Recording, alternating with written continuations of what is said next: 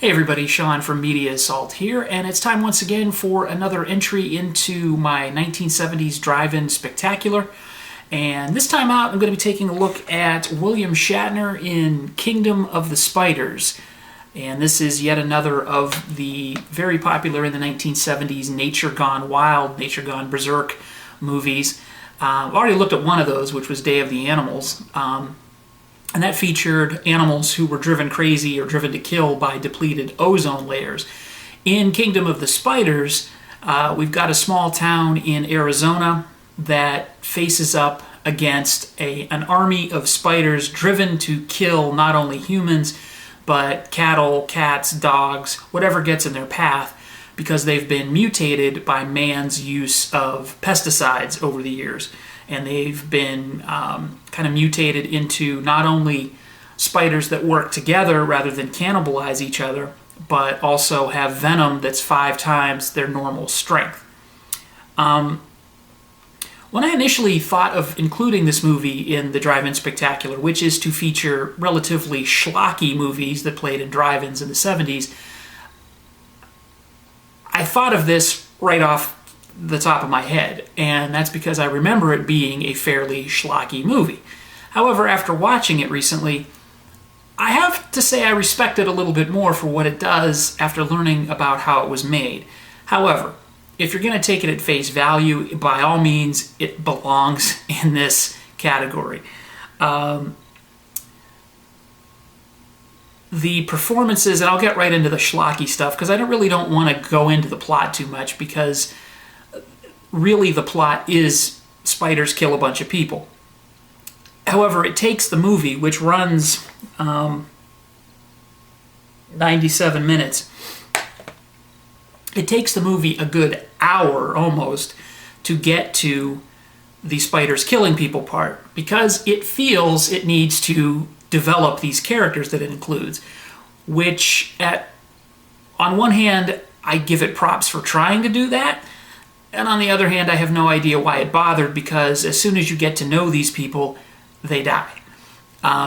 And you don't know enough about them to really get an idea of what the whole point behind the fact that you learn little bits and pieces about these characters. Who are these characters? Well, first of all, you've got William Shatner as a local veterinarian named Rack Hansen. He does explain his name in the movie. I won't spoil that for you. And it's typical William Shatner hamminess all the way. This guy's really cocky. Shatner's having a great time playing this role. There's no doubt about it. And that translates into the character. He's sort of a ham, kind of a goof, does a lot of drinking on screen. And when he runs across this problem of the spiders in his town, he also meets up with a entomologist from, I believe, the University of Arizona, who is played by Tiffany Bolling, and her name is Diane Ashley. And for the first 40 minutes, 30 minutes, first, I would say good 40 minutes of the movie, it is Rack attempting to not only solve the mystery of what's killing a gentleman's cattle, but also trying to macho his way into Diane Ashley's pants. And really, that's probably the only thing about this movie, besides the clothes, that really dates it, is it's got that whole male versus female, women's lib, do women need to be taken seriously type of thing going on. That just seems really dated and just very odd, and really ham-fisted the way it's presented here. The other part of the movie is an attempt to take off or rip off parts of Jaws. You've got this small town in Arizona. They're going to have this county fair, and all of a sudden they're presented with this problem of the spiders, which is very similar to the plot of Jaws, which is Amity Island and the 4th of July and facing the problem of a killer shark.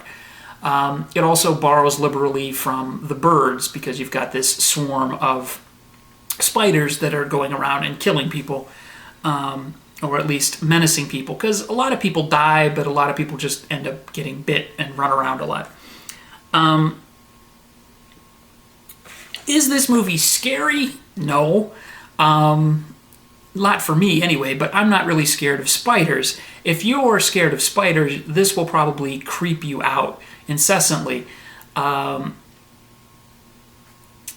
I think that's the secret, and I think that's why so many people enjoy this movie as a scary movie, is because it's 97 minutes of dealing with one of your worst fears. If they made a movie about falling from high places or something like that, that might scare me for 97 minutes, but this just didn't scare me that way. But I can't go through and tell you specific schlock moments like I've done the previous two films that I've done, because there really aren't that many in this movie. There are some, but I really don't want to spoil them for you because they're really part of this movie's charm. Shatner's performance is probably the most dependably schlocky thing in the movie. So I would recommend you see it simply to see William Shatner ham it up for 97 minutes. I think his performance is a cross between Captain Kirk and Burt Reynolds. It's just, you gotta see it.